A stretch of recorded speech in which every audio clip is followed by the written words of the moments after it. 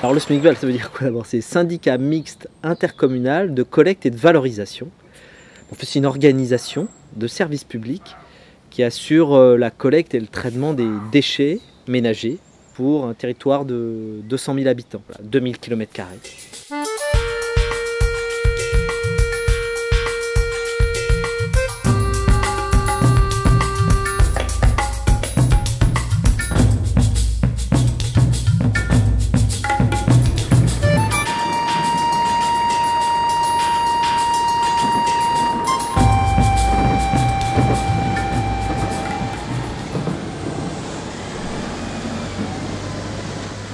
Je m'appelle Dos Santos José, je suis arrivé à l'usine en 1982.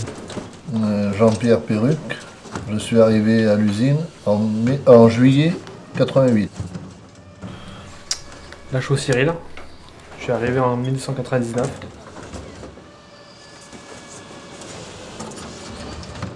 Avant, les gens ils nous disaient vous ramassez la merde, quoi. Maintenant moins quand même. On est, disons, mieux considéré. Les gens nous regardent d'un autre œil. Au niveau propreté, de toute façon, depuis qu'il y a les conteneurs, il n'y a plus l'insalubrité des rats, où on trouvait les rats dans les poubelles. Il faut reconnaître que la conteneurisation, ce qui a été mis en place par le SMICVAL, c'est un plus. Hein.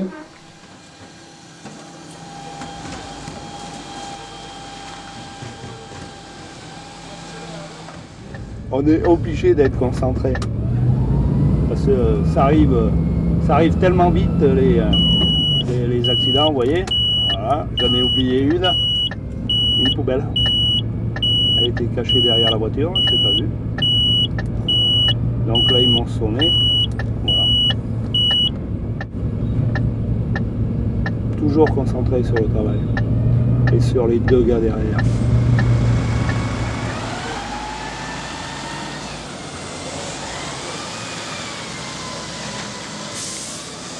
On a une tournée à faire, si on rencontre un souci, on doit en informer le chef de la hiérarchie, mais après voilà, on n'a pas ces soucis-là d'avoir toujours quelqu'un là derrière à nous dire ah, t'as pas tapé le rapport, t'as pas fait ci, t'as pas fait là, voilà. Nous on connaît les pièges de la tournée, le chauffeur a confiance en nous, nous on a confiance au chauffeur, c'est primordial, quoi. Parce que si le chauffeur il est vigilant, il peut nous éviter de se faire renverser par une voiture, n'importe quoi. Parce que bon, même quand on soit vigilant derrière, c'est pas toujours évident. Après, c'est des petites combines qu'on a entre nous. Voilà, c'est vrai, mais combien t'en as qui... Il y a des véhicules qui arrivent, un petit appel de frein. Voilà, ça, c'est... Voilà, automatiquement, hop, ils savent qu'il y a quelque chose. Qu'il y a un danger. Pas tout le temps. Ou alors il y a quelque chose d'intéressant. Voilà, je vais dire. Des fois, ça peut être très intéressant.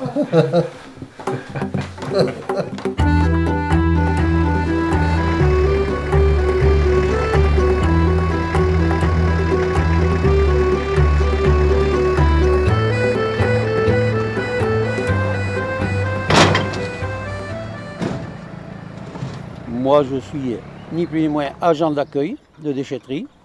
Et avant, au début, j'ai débuté comme chauffeur, jusqu'à il y a 4 ans. J'ai tombé de 4 mètres de haut d'un caisson. Donc on a été un peu recyclé directement, quoi. Voilà.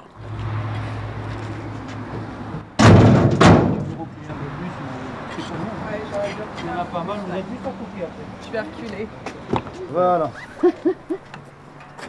Pas de produits chimiques, de bombes aérosols, non. de pâteux. Non, c'est que du...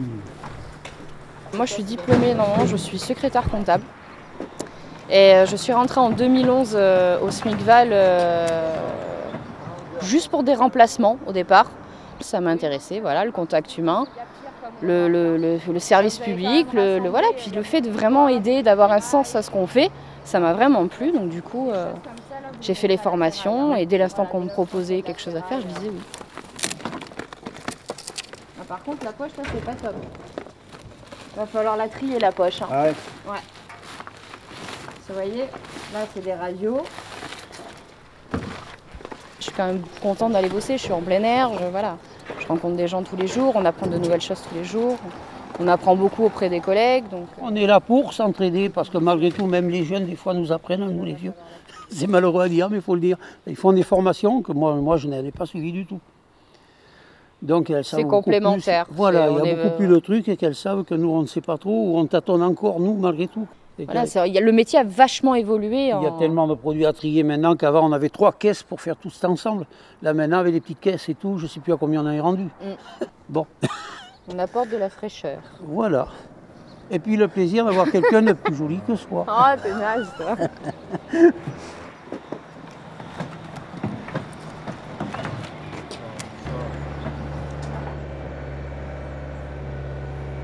Mais bon, nous, on est un peu nos patrons. On est avantagés par le truc où on ne les a pas derrière le dos. On fait ce qu'il faut. À nous, à pas faire des choses de travers, quoi, c'est tout. Il faut savoir gérer les imprévus. Quand on arrive sur une déchetterie, elle est braquée à 9 h, donc il faut prévenir l'astreinte, il faut faire toutes les démarches qu'il faut... Appeler les gendarmes, voilà. Tout ça, c'est ça le plus dur. Parce qu'on sait le soir comment on la laisse, mais au matin, quand on part de la maison, on ne sait jamais comment on va retrouver une déchetterie. Et puis on vient là rapidement. Donc gendarmerie de Guitré, on m'a dit. Ok, ça marche.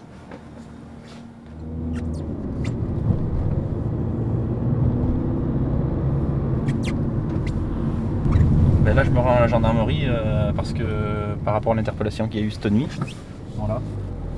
Donc voilà, comme j'ai dit tout à l'heure, hein, c'est rare qu'on les interpelle, mais bon là, vraiment, l'équipe de nuit a mis la main carrément sur eux. Ils sont allés au devant directement les attraper. Enfin, au service collecte, c'est tout le temps comme ça. Ça arrive depuis le matin. Je suis au bureau, mais le téléphone il passe pas un quart d'heure sans sonner. Et alors encore plus après 9 h. Quand le standard a ouvert, alors là c'est le portable, les agents, c'est les réclamations sur l'ordinateur, c'est on nous passe les personnes au téléphone tout le temps.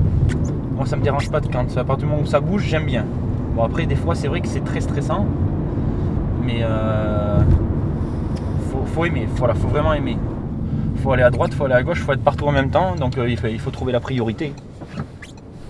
Vous cherchez la priorité et après par l'expérience, vous savez ce que vous devez faire ou pas. Tu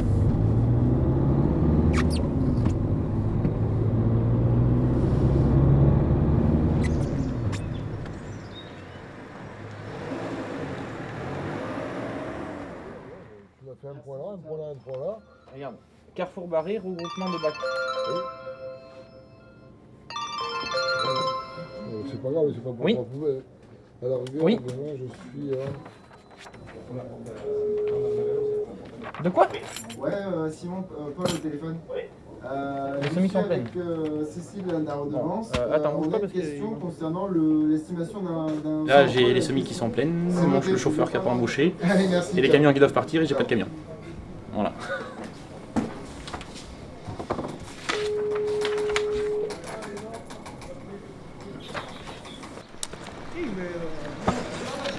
Elle n'était pas immobilisée.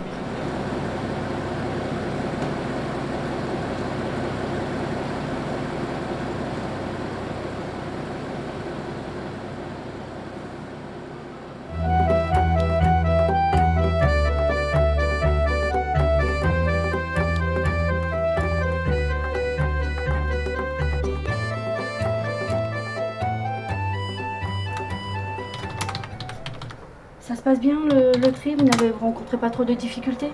Non, à part que la poubelle est trop petite parce que vu qu'on y jette pas mal de choses maintenant. D'accord.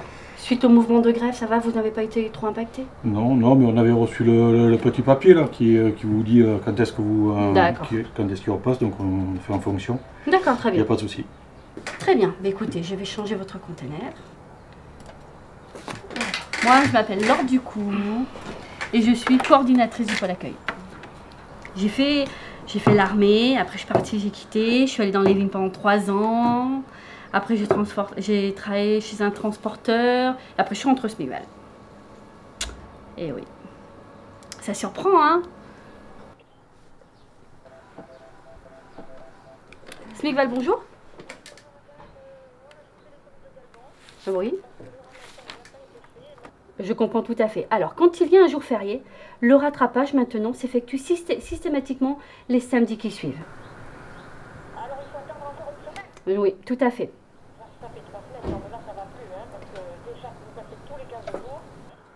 Je m'excuse pour les désagréments que cela a occasionné. À l'accueil, c'est surtout ça, les réclamations de collecte. Donc, justement, on essaie d'améliorer au maximum, on apprend à s'écouter. Parce que nous aussi, on est dans notre bulle, hein. On est à l'accueil, nous, on est pour l'usager, on veut qu'il ait satisfaction. Et voilà, mais après, on prend pas en considération les contraintes aussi des autres services. Et c'est pour ça qu'on va mettre en place justement des rencontres avec les responsables de collecte pour tout simplement pour améliorer. Parce que là, à l'heure d'aujourd'hui, on n'a pas été directement, enfin, on n'a pas fait un vie ma vie comme on dit. Et c'est en faisant un vie ma vie qu'effectivement, on nous prendra peut-être plus conscience de leurs contraintes et eux des nôtres, tout simplement. L'agent qui veut vraiment s'impliquer dans le SMICVAL, il peut s'impliquer, il peut voilà, progresser. Après, ils intègrent de plus en plus les agents dans les groupes de travail, comme je disais tout à l'heure, où justement chacun donne son avis, ce qu'il pense. Alors, certains pensent que c'est pas bon, mais quand même, quelque part, ça permet qu'il y ait des avancées. Puisque malgré tout, il en ressort toujours des bonnes choses. Il y a des résultats. Il y a des résultats, même si c'est lent, parce que des fois c'est très lent. On rentre aussi dans un nouveau modèle où on a tous de plus en plus une responsabilité individuelle, à tous les niveaux. On n'est plus dans une organisation très verticale où tout le monde est protégé, où tout le monde, le chef, c'est la personne qui sait plus que l'autre. Non, non, chacun a un rôle, des missions, des tâches. On a à tous les niveaux besoin de dialoguer, de dire les choses, d'assumer notre responsabilité individuelle. Donc le dialogue, il ne doit pas être que dans un sens, il est dans tous les sens. Moi, j'ai pas plus de... Ça c'est le cœur qui parle, j'ai pas plus de solutions que les autres, souvent.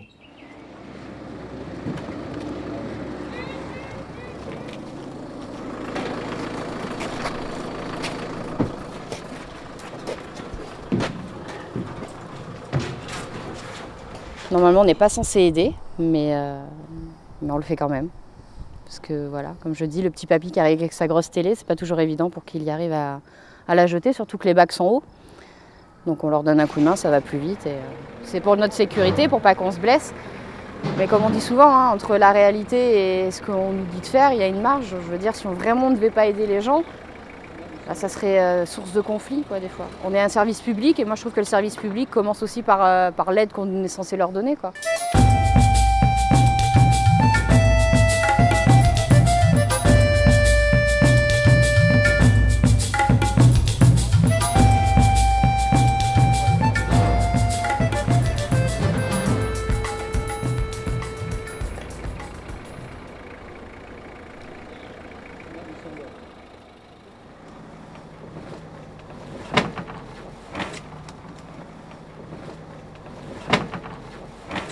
Expliquez-leur que c'est con leur truc, comme c'est pas possible. Regardez comment on est obligé de faire. Et en plus j'ai une remorque que je pourrais reculer et balayer tout directement dedans. Comme je faisais avant. Et ils ont mis des rambardes. Et en plus trop basses. C'est un handicap général, hein. Pour tout le monde.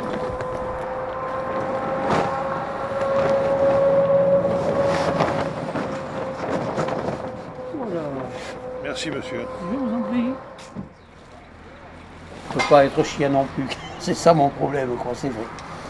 Je le reconnais, quoi. Et moi, c'est mon truc à moi. C'est vrai que j'en connais d'autres, celui qui râle, il les laisse se débrouiller. Même s'ils sont pas avantagés parce que c'est trop lourd ou autre, après ça part plus en conflit, c'est tout autre chose, quoi. Mais bon, moi je le fais, c'est par bonté de cœur pour eux, en même temps pour nous autres. Pour que tout le monde soit un peu satisfait. En plus, ça aide et ça leur permet de partir plus vite pour mettre notre usager en place. Moi, je trouve ça excellent, quoi. Et puis ça nous permet, nous, d'être mieux appréciés que si on leur arrive dessus, qu'on leur saute tac-tac. C'est tout autre chose, quoi.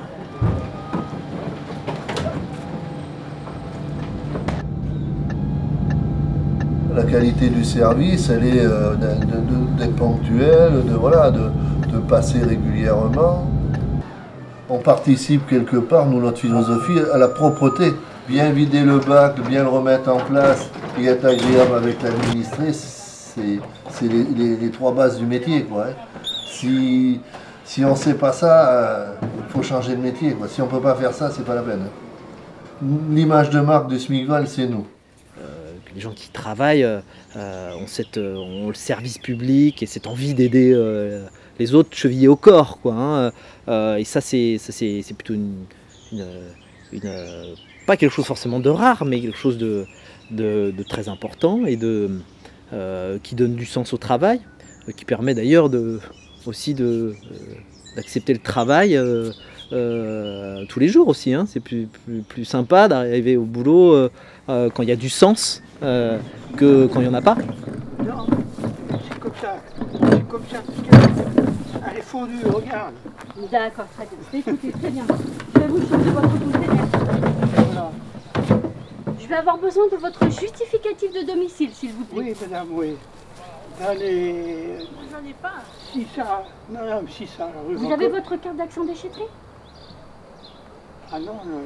Alors, venez avec moi, c'est pas grave, venez avec moi.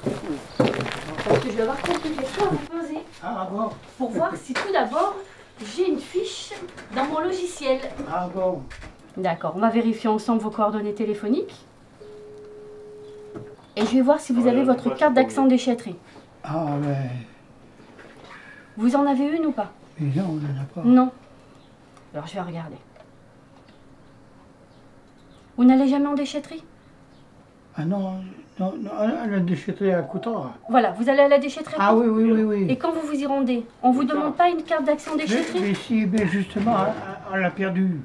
Une carte comme celle-ci? Oui, bien comme ça. Vous l'avez perdue? Oui. T'arrêter au prochain tour? On l'a perdue. Tu dis à une D'accord, chauffeur ça arrive, de s'arrêter? ça arrive, vous inquiétez pas. Bien sûr. Alors, je peux vous en établir une nouvelle. Non, oui. Mais elle vous sera refacturée 8 €. Ah oui, ben, c'est foutu. Vous la facturez, oui. Alors, ce que je vous propose, c'est qu'ensemble, on va remplir un document attestant que vous avez perdu votre carte d'accès en déchetterie. Oui, oui. On va le faire ensemble. Oui. Vous allez me le signer et je vais vous établir votre nouvelle carte. Voilà. Je vais vous changer votre poubelle et en même temps, je vais vous remettre votre nouvelle carte. Et voilà. Des fois, peut-être dans notre façon de parler, on peut être maladroit aussi. Nous, on maîtrise notre sujet, donc on sait de quoi on parle.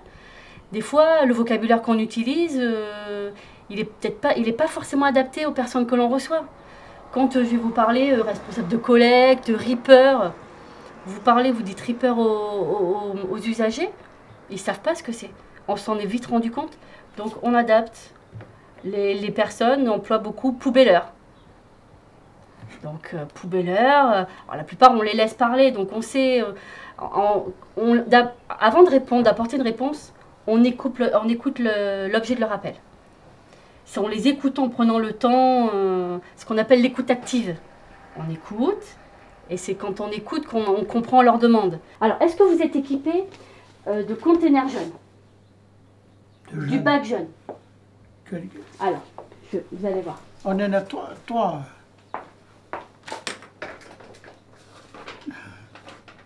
Voilà. Normalement. Alors, normalement, vous devez avoir à disposition. Oui. Donc, cette fameuse poubelle que vous venez de me retourner parce qu'elle est abîmée. Oui, oui. Le bac jaune, la poubelle jaune, oui. dans lequel on y met tous les emballages recyclables. Oui, exactement. Le carton, le papier, les bouteilles et les flacons plastiques. Suivant où vous habitez, vous pouvez être équipé de cette poubelle qu'on appelle les biodéchets.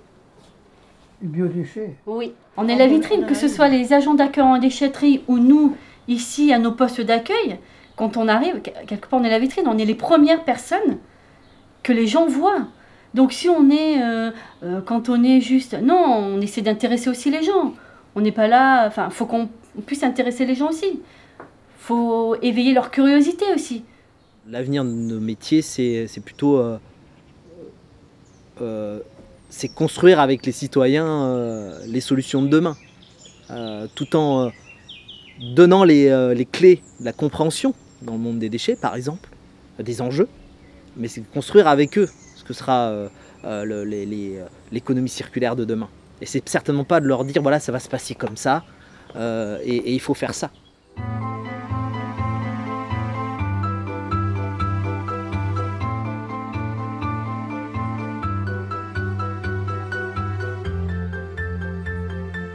Donc ce jardin en fait avait été créé à l'initiative de Guylaine Laroche, donc ma collègue qui est sur la mission biodiversité. Et donc voilà, systématiquement quand on a des visites sur le pôle, c'est un point en fait central quand on évoque en fait toute la thématique liée à la biodiversité. Il est composé de tout un tas de choses, hein, des plantes médicinales, on a les beaux coquelicots, on a les artichauts qui vont arriver d'ici peu. Moi je suis Elsa Gaillotto et je suis animatrice du programme local de prévention. Je dois animer justement des réseaux quels qu'ils soient, donc ça peut être avec des guides composteurs sur le compostage, ça peut être des jardins partagés justement autour des associations. Et l'idée c'est de coordonner, d'essayer de piloter un maximum en fait de projets pour qu'on aille tous finalement vers la même direction et œuvrer justement dans cette qualité finalement aussi de vie que l'on peut transmettre en fait auprès de nos usagers. Le compostage, c'est un processus donc, qui permet la dégradation vraiment de toute cette matière organique, hein, avec la présence finalement tout simplement d'oxygène, d'eau, et c'est toute la dégradation par le biais en fait, d'une microfaune, donc tous nos vers de terre, nos cloportes, nos larves, etc. qui sont là justement et qui dégradent finalement toute cette matière organique. Tout ce qui est, je dirais, reste laitier, donc si vous avez des yaourts périmés ou quoi que ce soit, on ne met pas dans le composteur, hein. Ça se dégrade pas bien. Tout ce qui est croûte de fromage, etc. aussi, on ne met pas. Hein. Donc soit collecte des biodéchets ou poubelle normale. Ou au chien, exactement. Bête. Voilà. Et c'est vrai que quand on a des poules, ça limite encore, hein, parce que du coup. C'est pas conseillé, ça. Ouais, mais c'est la petite gâterie. Ah mais non, ça non, mais c'est pas bon ça. Attention, on a des hommes là qui rigolent pas. Hein. Non, c'est le veto qui rigole pas. Ah, oui. La qualité de service public, pour moi, elle est avant tout quand même d'œuvrer et justement de donner en fait toutes les réponses quand même possibles en fait à nos usagers. C'est un vrai plaisir de transmettre parce qu'en fait, non seulement bon, moi, c'est vrai que j'ai un côté assez enthousiaste toujours quand je suis en fait dans la communication parce que non seulement on se sent à la fois valorisé, mais les gens en fin de compte repartent après avec des étoiles plein la tête et en se disant bah oui finalement je vais commencer avec un geste comme ça et puis pourquoi pas la semaine prochaine je partirai sur un autre geste. Je sais que ça a été des provenances, par exemple je vais vous dire de la déchetterie de Saint-Gervais, de la déchetterie de Saint-Marien, etc. Tout ça on a vraiment cette traçabilité derrière parce qu'il faut savoir que on a un compost qui a été certifié à l'agriculture biologique.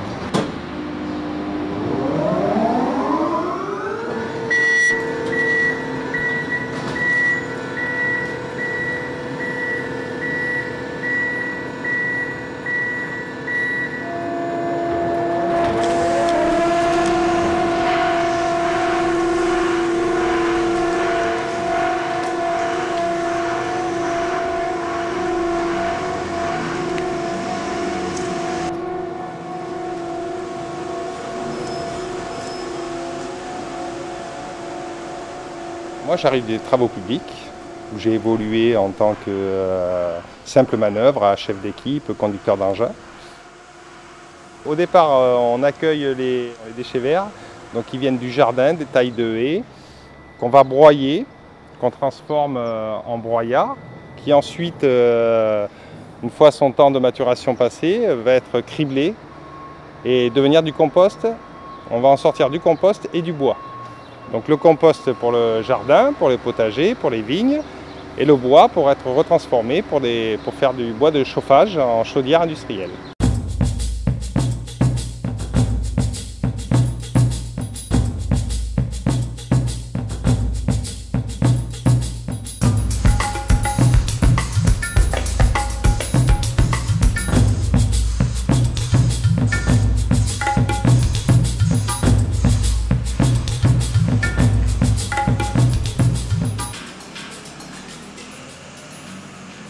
Enfin, moi, je sors d'un métier, on va dire, de grand routier. J'étais routier international avant d'arriver là. Je suis arrivé là, j'ai commencé, j'ai vu le tout départ des végétaux, quoi, parce que c'est moi qui les sortais en déchetterie dans les caissons et qui les ramenais ici, en camion. Et puis maintenant, en arrivant là, ça fait 1 an que je suis là, je vois le produit que les gens amenaient en déchetterie, que j'ai emmené ici. Maintenant, je le retraite pour en faire du compost.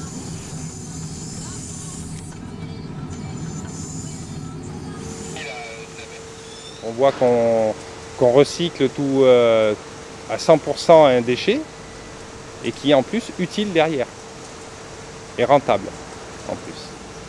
Donc oui, c'est valorisant quand on voit le début de la chaîne et puis la fin, quand on voit notre compost quand il est joli, quand on a un retour des clients qui sont contents parce que le compost il est bien, mes rosiers ils ont bien poussé, mes légumes sont super, c'est valorisant, on est content, on voit qu'on ne travaille pas pour rien et puis que c'est utile pour tout le monde. On est plus micro-entreprise, on va dire, plus à l'écart que les rippers, les chauffeurs ne connaissent pas notre métier. Ils connaissent pas notre métier. Là, ils voient quoi? Ils voient un tas de déchets verts, un tas de végétaux, ils voient un tas de broyats. Et après, qu'est-ce qu'on en fait? Et d'un autre côté, si on ne s'intéresse pas, nous non plus, au traitement des poches jaunes qu'ils ont, le propre et sec, on ne sait pas ce qu'on en fait, on ne sait pas ce qu'eux en font. Donc voilà, de notre côté aussi.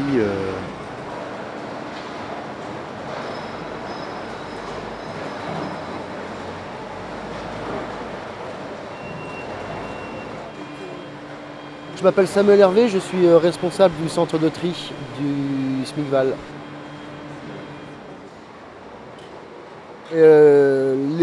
La plupart des gens ne connaissent pas le centre de tri, c'est une espèce de blocos au milieu du site.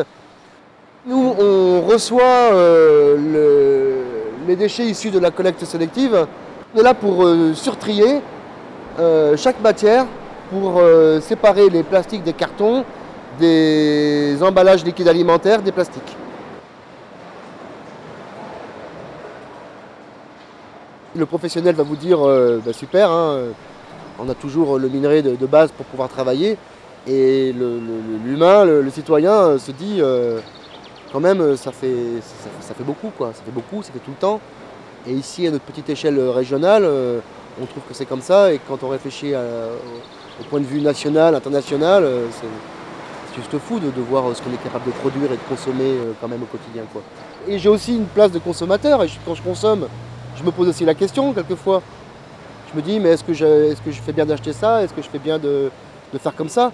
Je suis comme tout le monde, j'ai une télé qui est un écran plat qui ne sera jamais recyclable, j'ai une voiture qui ne sera pas recyclable ou très peu.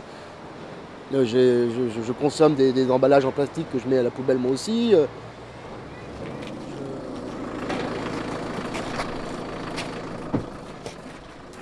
Là, quand il y a eu l'autre changement des deux noms, les gens étaient complètement perdus. Ils revenaient avec tout leur flux, mais où on le met? Il n'y a pas de tout venant, il n'y a pas de...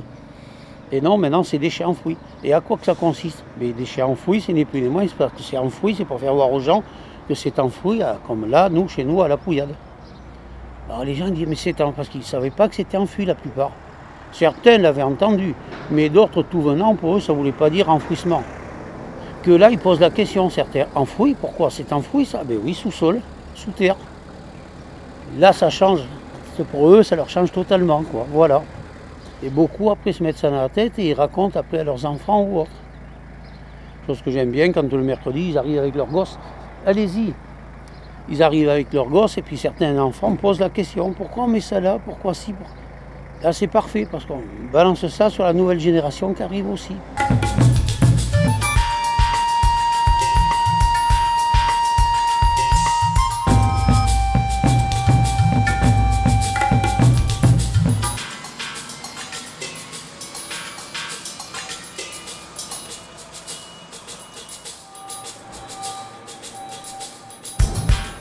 Plus on ramassera de déchets, je pense que plus la terre sera propre.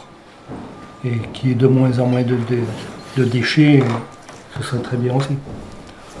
Ça c'est bien beau d'enfouir tous ces déchets, mais tous ces déchets restent là pour combien d'années? C'est des centaines d'années. Pendant des centaines d'années, on retrouvera ces déchets.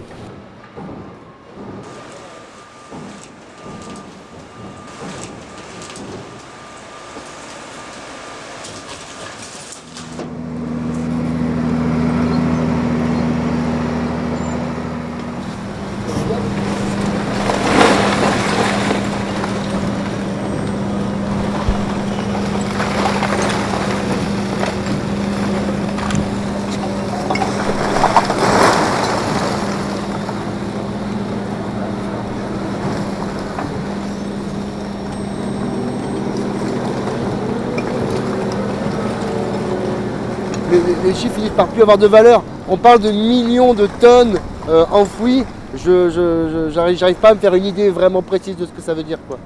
Voilà, et donc ça me fait toujours un drôle d'effet de voir la danse des oiseaux et de voir la danse des pelleteuses là. Vraiment, ça fait toujours un drôle d'effet, je trouve. Quand il sera plein, ce que tu vois derrière moi là, ça un jour ce sera rempli 20 mètres au-dessus, ce sera rempli de déchets. Mais t'imagines combien il va falloir consommer pour pouvoir le remplir? Bah, dis-toi que dans 3 ans il sera rempli ce truc là. Et jusqu'où on est condamné, quoi, à voir cet amas de déchets quotidien nous arriver, quoi. Alors une fois le casier rempli, en fait, en haut, on va le recouvrir de sable et après on va mettre 1 mètre d'argile. Comme ça fait une cocotte minute étanche. Et donc là, on va aller soutirer le biogaz au fur et à mesure de sa production et le transformer en électricité et en chaleur. Donc sur l'année dernière, en 2015, nous avons produit 54 000 MW d'électricité, qui représente un équivalent habitant et 45 000 équivalents habitants. C'est une évolution technologique, donc on fait passer en fait, le milieu du déchet dans une autre dimension, dans une dimension industrielle, et c'est ça qui est intéressant. Et on va utiliser 16 000 MW d'énergie thermique pour chauffer 4 hectares de serre. Donc là, ils vont produire 2600 tonnes de tomates en une année. Alors ça va être vendu dans un périmètre de 200 km. La station logistique a été créée à Carbon-Blanc par l'entreprise Satar, qui va en fait, au niveau logistique, traiter et redistribuer 60 000 tonnes de tomates.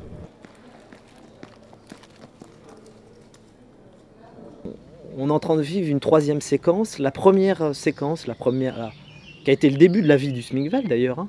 70, fin des années 70, 80, 90, la grande période de la gestion de la salubrité. C'est-à-dire débarrasser les déchets du territoire, faire en sorte que les AJU ne soient plus encombrés par des déchets. Puis après, on a basculé un peu, en tuilage, hein, début des années 90 jusqu'à encore aujourd'hui, et au recyclage. C'est-à-dire le déchet, ça devient une ressource, quelque part, on le recycle, mais quelque part, on intervient sur un morceau, hein, voilà, de la vie du déchet. Et puis là, on bascule dans une 3e séquence, c'est le déchet, on veut qu'il soit de moins en moins produit, on veut qu'il soit de plus en plus recyclé, et qu'il ait une vraie utilité sur le territoire, quoi.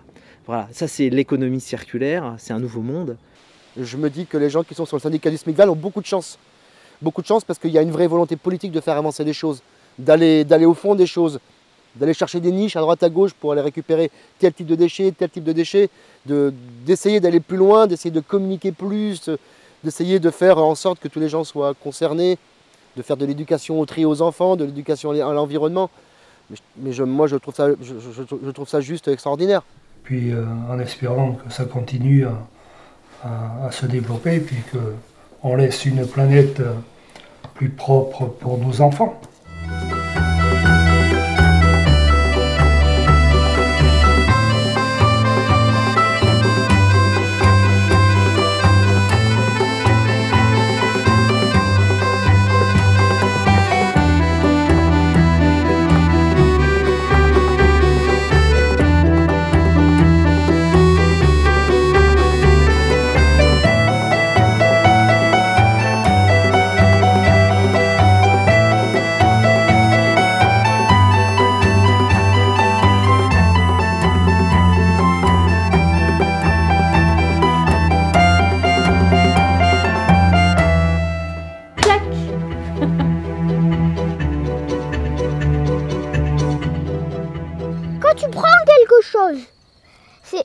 C'est pour en faire c'est pour le manger, en faire quelque chose, en fabriquer.